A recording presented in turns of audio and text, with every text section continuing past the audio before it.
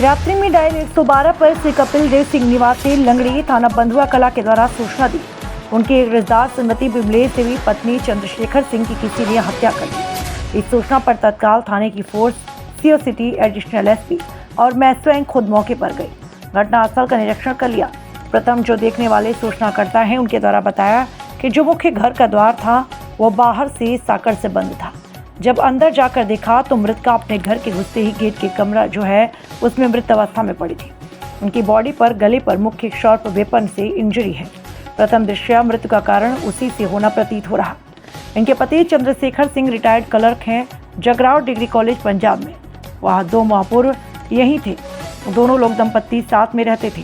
2 माह से मृतका इस घर में अकेली रह रही थी क्योंकि पति और दोनों बच्चे, बहू, बेटे सभी लोग बाहर हैं। फोन से वार्ता करने पर पति ने किसी से कोई रंजिश अथवा विवाद की बात नहीं बताई। जब घटनास्थल पर जाकर देखा तो किसी प्रकार से चोरी आदि के कोई साक्ष्य नहीं दिखे। सारी चीज जैसे वैसे अपने स्थान पर रखी हुई थी। घटनास्थल का निरीक्षण मृतका के सगे भाई और उनकी सगी बहनों और भाभी के द्वारा किया गया।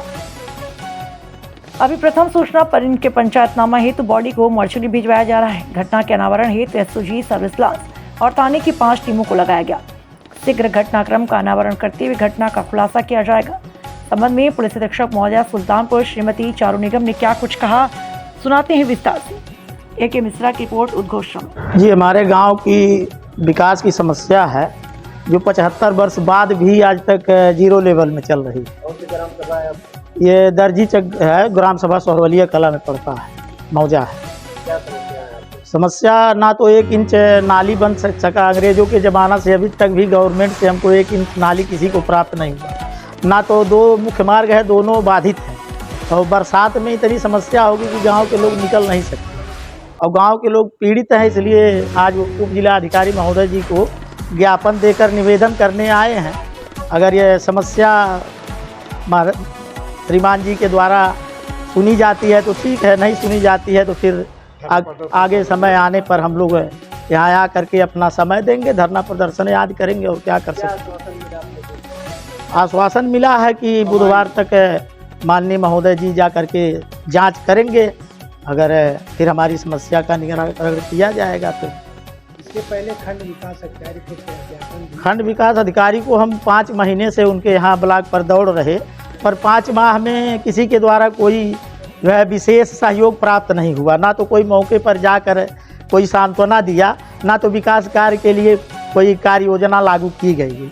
और कोई अधिकारी जाते भी है तो मुख्य ग्राम सभा में ही उनको रोक लिया।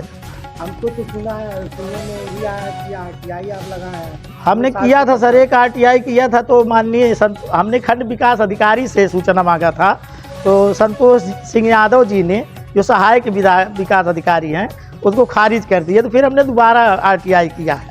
तो अभी देखिए उसका 30 दिन पूरा होता है, फिर हम पहली अपील उनके यहाँ करते हैं। सहयोग के लिए काम होने का है और छोटा मौजा होने की वजह से विधायक, मंत्री या प्रधान या कार्यकर्ता अगर अधिकारीगण कोई किसी का विशेष निगाह वहाँ रहता है। हमारे गांव कितना बड़ा मौजा है, कोई अधिकारी गांव पर गया ही नहीं। पूर्वांचल तो माना जाता है कि मुख्यमंत्री का जो है एरिया है या उनका घर है, उसके बाद 70 साल आज़ादी के बाद वहाँ पे काम नहीं हुआ, ऐसा क्यों? श्रीमान जी, IGRS पे खेल चल रहा और वह पेपर में ही सब दिखाया जा रहा। हमारे पास 10 निराकरण रखे हुए हैं मुख्यमंत्री के, जिसमें केवल निराकरण दिखाया जाता है, ज़मीन पर उसके न्याय नहीं दिखते। और उसका हम प्रूफ भी रखे हैं, जो कि एक बार लिखा गया खड़ंजा या इंटरलॉकिंग कराया जाए, एक बार लिखा गया इंटरलॉकिंग कराया जाएगा, एक बार लिखा गया खड़ंजा कराया। तो उसमें हम जिसमें सेक्रेटरी साहब बनाने के लिए मना कर। हाँ, सेक्रेटरी साहब पर्सनल मार्ग बनाए हैं, जो भी 2-1 मार्ग बनाए हैं, पर्सनल मार्ग बनाए हैं, उसको सार्वजनिक रूप से जोड़ा नहीं गया। हाँ, वो गवर्नमेंट की ज़मीन है तो गवर्नमेंट उस पर अपना कार्रवाई करे, देख रेख करे। हमको तो मार्ग से मतलब है। जो मार्ग बना है वो भी तो नहीं बन पा रहा है सर। हाँ, उसको उसमें ऐसी स्थिति है कि अगर कोई बीमार पड़ जाए तो लोग मर जाएंगे पर दवा नहीं हो सकता।